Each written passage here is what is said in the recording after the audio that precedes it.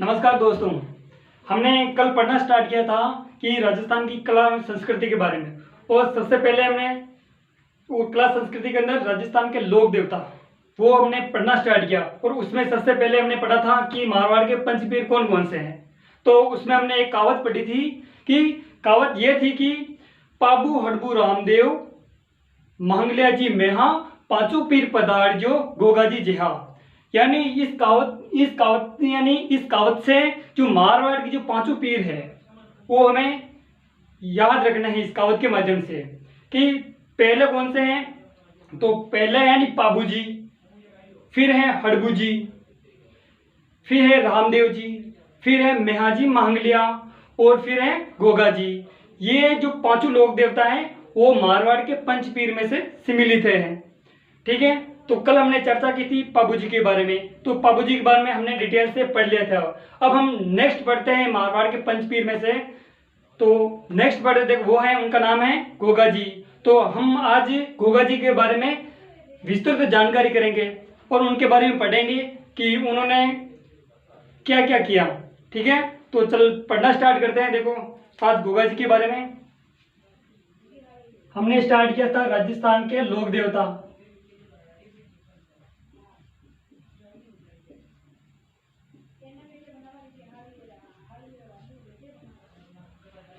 राजस्थान के लोक देवता हम सबसे पहले हमने पढ़ लिया था पाबू जी के बारे में। और आज हम डिटेल से पढ़ेंगे गोगा जी के बारे में।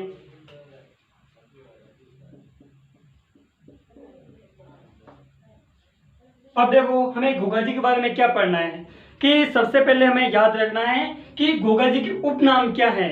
यानी उपनाम का मतलब इनको किन किन नामों से और जाना जाता है। ठीक है। तो सबसे पहले हम पढ़ते हैं देखो उपनाम। तो सबसे पहला नाम है इनका यानी शापों के देवता। यानी गोगा जी को अन्य नाम और क्या है कि शापों के देवता।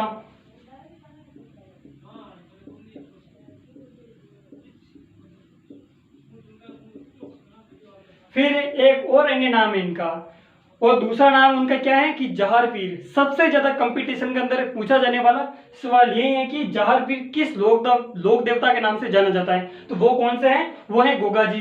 तो दूसरा नाम है जहार पीर। जहार पीर के सबसे पहले जहार पीर किसने कहा, तो ऐसा क्वेश्चन पूछा जाता है। तो जहार पीर कहा गोगा जी को महमूद गजनवी ने।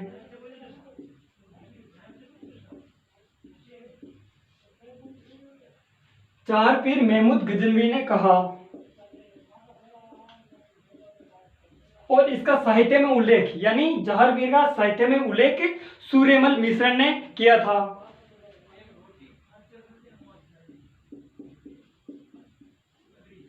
साहित्य में उल्लेख सूर्यमल मिश्रण।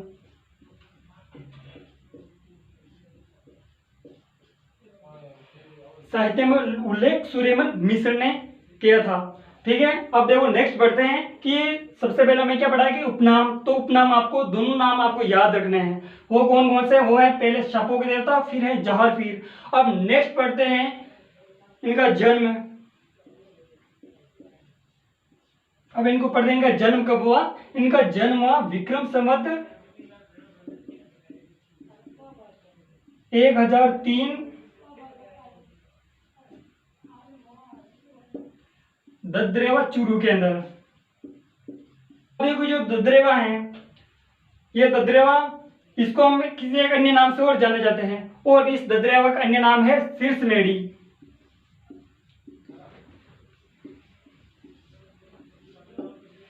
ददरेवा को हम किस अन्य नाम से जाना जाते हैं, उसका नाम है शीर्ष मेढ़ी। ठीक है। अब जो गोगा जी हो वो यानी चौहान वंश से संबंधित है। गोगा जी चौहान वंश से संबंधित हैं।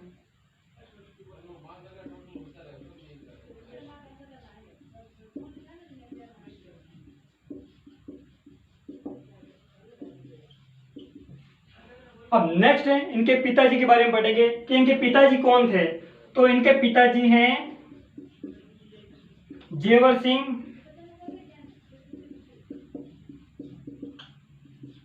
इनकी माता बांसल, इनकी पत्नी केलमदे और इनके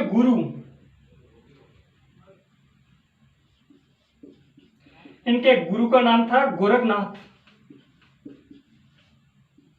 ऐसा क्वेश्चन हर एग्जाम के अंदर पूछा जाता है कि गोगा जी के गुरु कौन थे, तो इनके गुरु कौन थे, वो थे गोरखनाथ। ठीक है, तो इनके पिताजी के बारे में मैंने पढ़ा कि इन पिताजी का नाम है जेवर सिंह, और फिर इनकी माता बांचल और पत्नी केलमदे और गुरु गोरखनाथ। अब नेक्स्ट बढ़ते हैं, देखो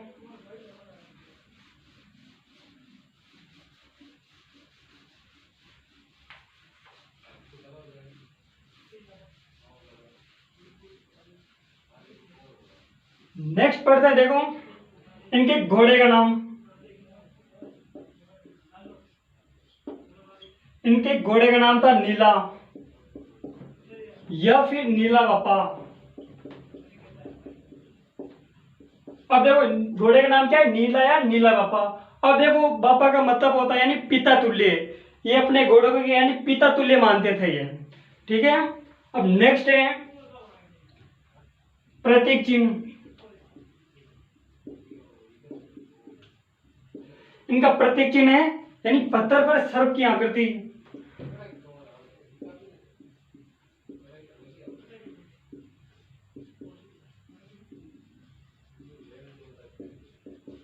पत्थर पर सर्प की आकृति और इनके थान।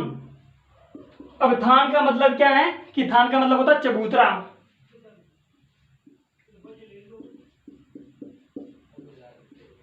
अब इनका थान है चबूतरा, यानी कौन से पेड़ के नीचे रहता है, तो वो पेड़ का नाम कौन सा है, वो है पेड़ है खेजड़ी। नेक्स्ट पढ़ते हैं, देखो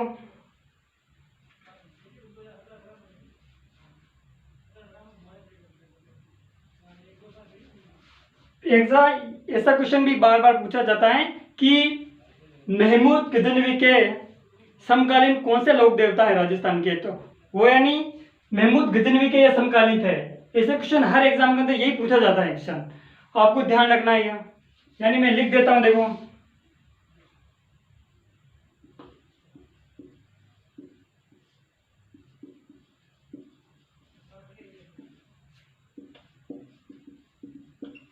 महमूद गजनवी के समकालीन लोक देवता।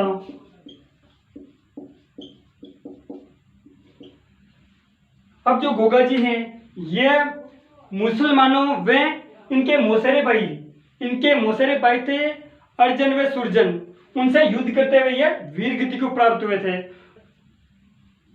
अब देखो नेक्स्ट बढ़ते हैं, देखो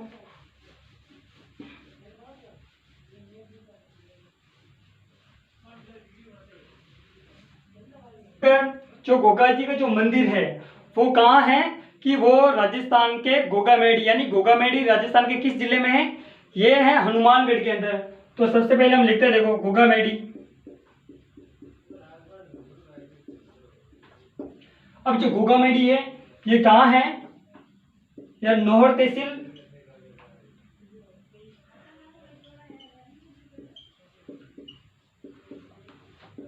हनुमानगढ़ के अंदर।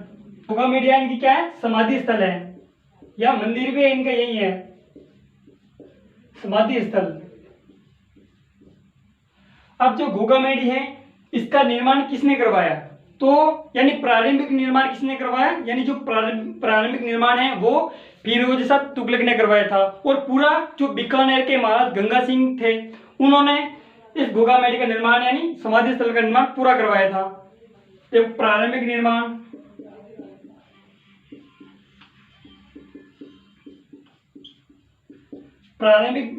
फिरोज शाह तुगलक है।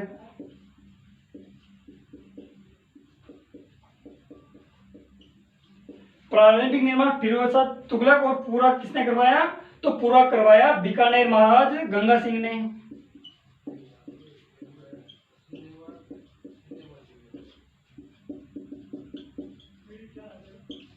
बीकानेर महाराज गंगा सिंह ने करवाया। अब जो ये धूरमेड़ी भी इसे कहा जाता है।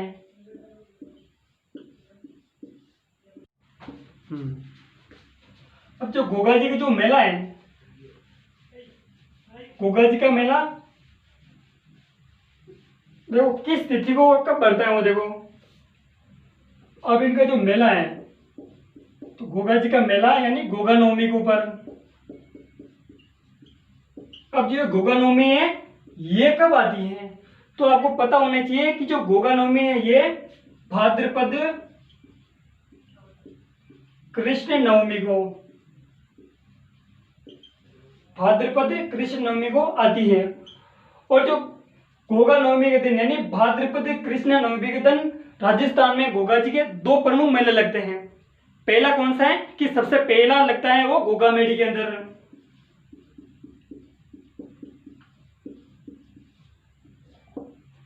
गोगा मेडी, और ये गोगा मेडी कहाँ है, ये गोगा मेडी है हनुमानगढ़ के अंदर। और दूसरा जो मेला है वो कहाँ लगता है, वो यानी गोगा जी की ओल्डी यानी सांचौर जालोर के अंदर। दूसरा मेला गोगा जी की ओल्डी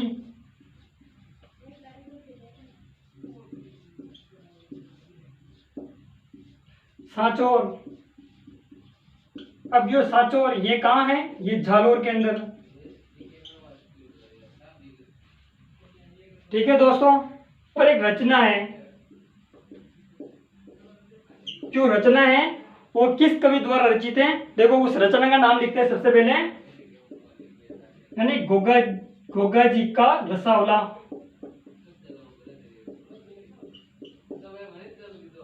अब जो ये जो रचना है ये महक कवि द्वारा रचित है, महक कवि द्वारा रचित है, यानी उस रचना का नाम क्या है, ये रचना है गोगा जी का रसावला, यह महक कवि द्वारा रचित है। अब देखो नेक्स्ट पढ़ते देखो,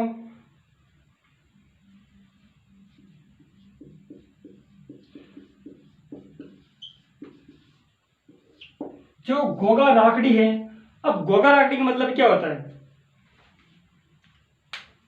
देखो गोगा राखड़ी का मतलब ये होता है कि गोगा जी के नाम की जो 9 गांठों वाली जो राखी होती है वो किसान यानी खेत जोतने से पूर्व वो हल या हाली को बांधता है, उसे हम क्या कहते हैं, गोगा राखड़ी। यानी गोगा जी के नाम की 9 गांठों वाली जो राखी होती है वो किसान खेत जोतने से पूर्व यानी पहले जो हल या जो हाली होते हैं उसे बांधते हैं, उसे हम क्या कहते हैं, गोगा राखड़ी। नेक्स्ट है देखो, ये एक डेरू है, ये क्या है, वाद्य यंत्र है। यानी अब जो डेरू है ये एक डमरू का क्या होता है, बड़ा रूप है एक तरह से, इसे हम, ये जो डेरू है ये डमरू का एक बड़ा रूप है एक तरह से। अब देखो ये जो डेरू है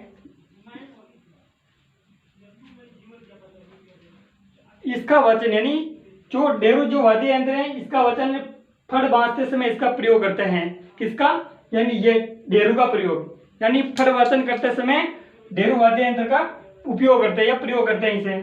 ठीक है, अब नेक्स्ट है देखो कायम खानी।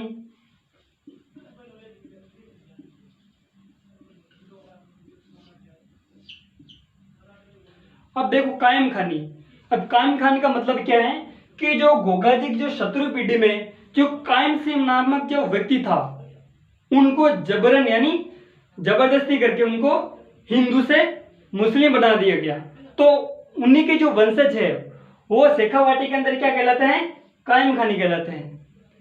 ठीक है, तो कायम खानी का मतलब क्या है कि गोगा जी की जो 17वीं पीढ़ी है, गोगा जी की 17वीं पीढ़ी है, जो 17वीं पीढ़ी के जो वंशज है, तो उस व्यक्ति का नाम क्या था कि कायम सिंह नामक जो व्यक्ति था उनको यानी जबरन या हिंदू से मुस्लिम बना दिया गया, तो उसी के जो वंशज है वो शेखावाटी के अंदर क्या कहलाते हैं, वो कायम खानी कहलाते हैं। ठीक है दोस्तों, यदि आज की क्लास में जो मैंने पढ़ाया वो आपके यदि समझ में आ रहा है तो आप जो इस वीडियो के हैं ज़्यादा से ज़्यादा अपने दोस्तों के साथ शेयर करें ताकि वो भी इस क्लास का लुत्फ उठा सके और वाले जो भी कंपटीशन है उसमें वो अच्छी रैंक बना सके अपनी। ठीक है, धन्यवाद।